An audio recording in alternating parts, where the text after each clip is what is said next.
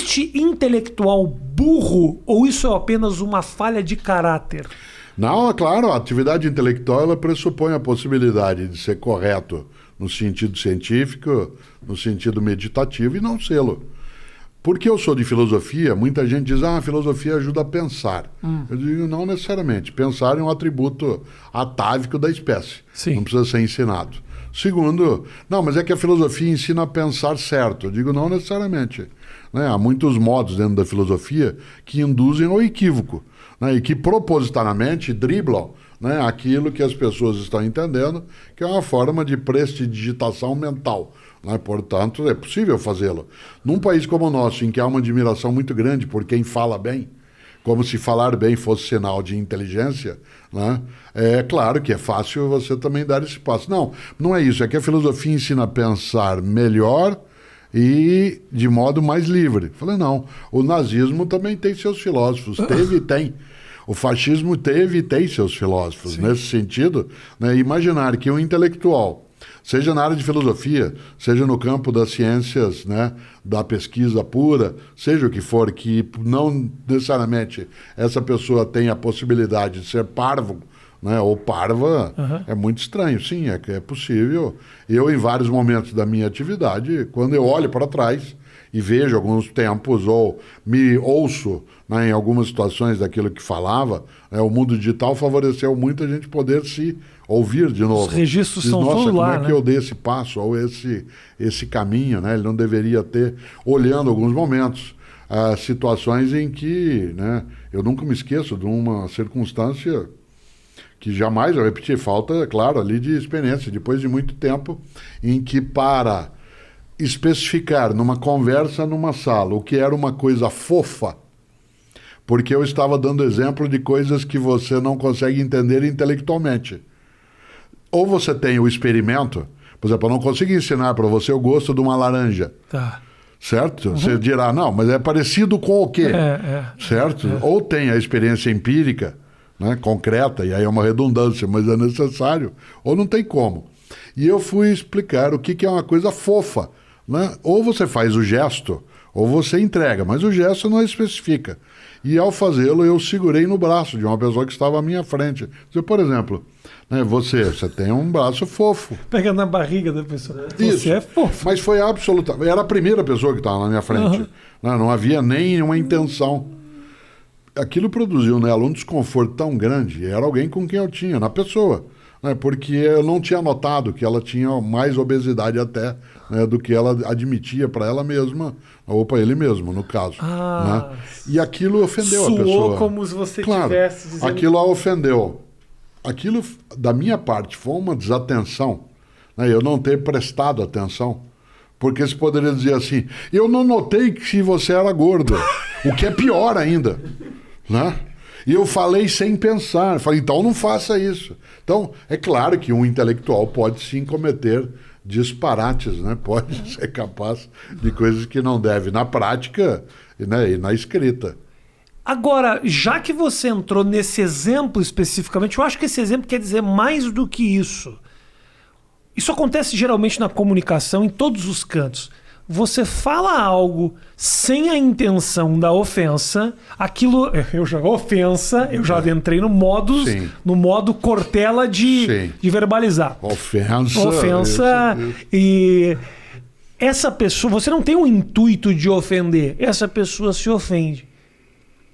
Como é que você faz para controlar isso? Porque, por exemplo, você não é culpado dessa pessoa ter os seus traumas, de ela ter sua vivência, de ela absorver aquela informação de maneira que a agrida. Você não tem responsabilidade sobre isso, sobre nenhuma no teu gesto. Isso acontece geralmente na comunicação. Quando eu faço um comentário, uma piada, uma conversa no casal que briga, eu não quis dizer isso. Aí daqui a pouco essa pessoa se ofende porque ela tem, né, um background, ela tem informações que faz com que ela assuma uma interpretação.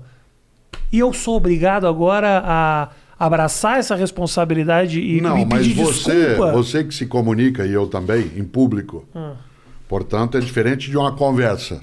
Mas acontece nas conversas também. Claro, também. Mas na conversa você normalmente consegue refazer, porque você vai ter uma convivência com a pessoa, Sim. em tese que você vai, né, reatar, né, juntar os caquinhos Sim. e colá-los outra vez. Você não tem que se subordinar a isso, mas tem que levar em conta.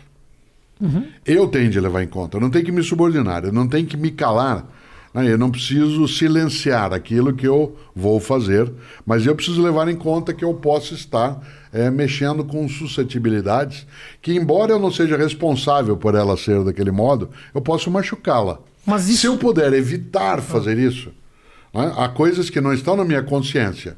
Quando eu vou falar sobre um tema determinado, quando eu vou escrever sobre um assunto que eu sei que ele tem arestas, eu tenho que redobrar meu cuidado. Mas aí eu te pergunto, Cortella, desculpa te interromper, isso não acaba te tolindo, te cerceando? Não me torna mais criativo. Eu lembrar algo, o que eu vou falar é aquilo que se chama de argumento de autoridade por causa da idade. Tá bom. Não tem a ver. Né? Você não vivenciou, né? Você pegou uma parte, você nasceu durante a ditadura militar empresarial no Brasil. Isso. E não pegou a censura daquele momento. Não. Governamental, não.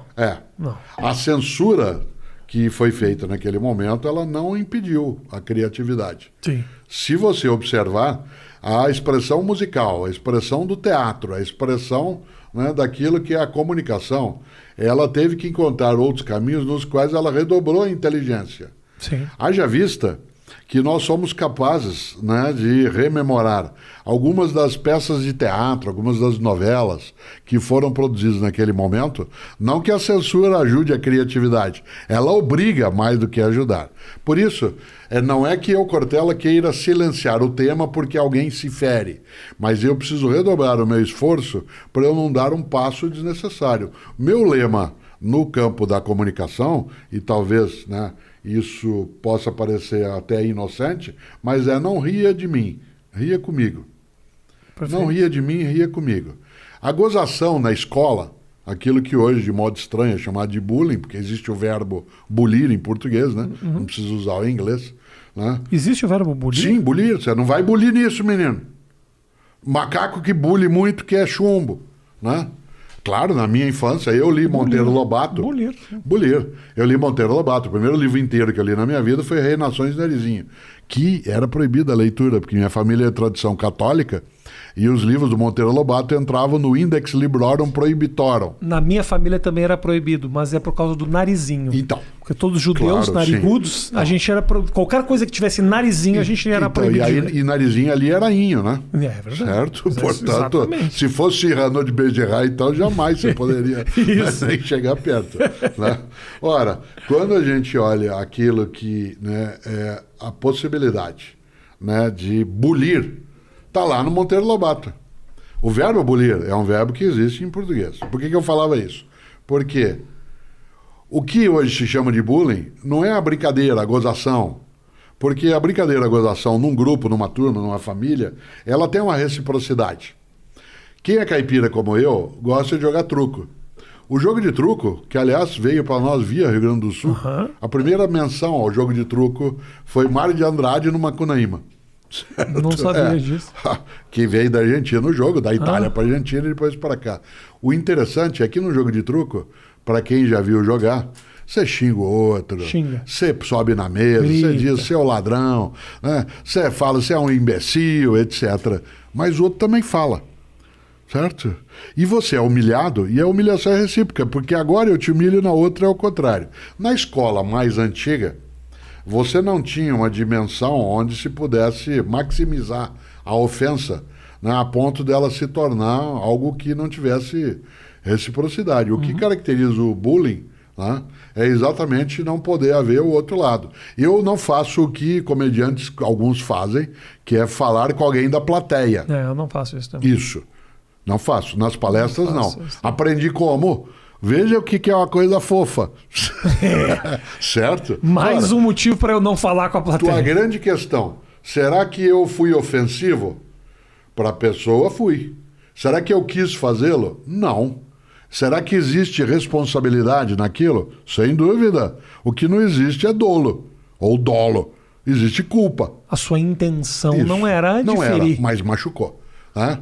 A frase vai doer mais em mim do que em você, né? Até, como se diz no Rio Grande, até pai e mãe já falaram isso um dia. Certo? Então, esta ideia, né, de uma cautela é muito diferente de uma anulação, né, da minha forma de comunicação, né?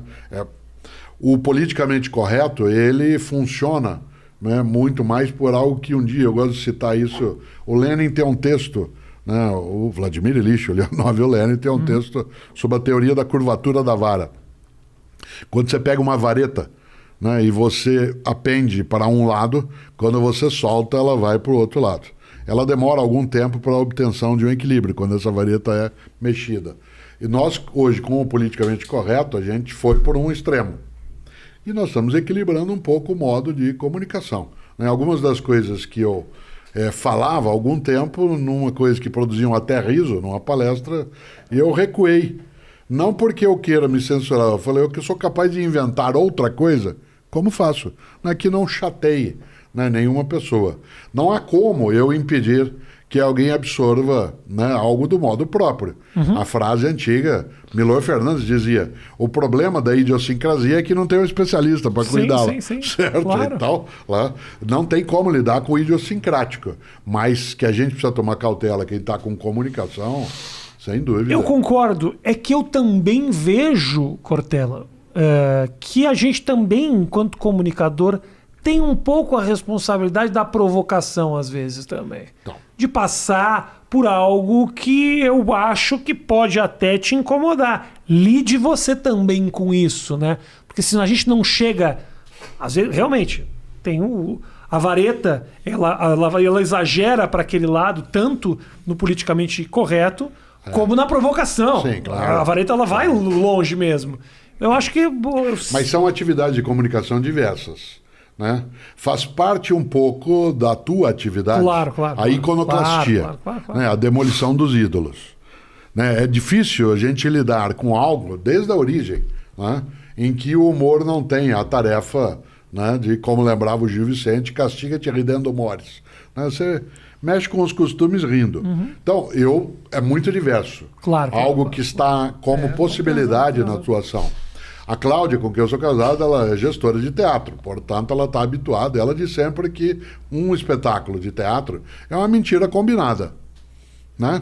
Eu vou para lá como espectador sabendo que ali as coisas parecerão verdadeiras e você que está no palco faz a mesma coisa, certo? Sim. Quando você conta uma das tuas histórias no teu espetáculo, né, daquilo que aconteceu na tua casa, com a tua mulher, com o teu filho, com a ex-mulher, com o ex-filho, seja lá o que for...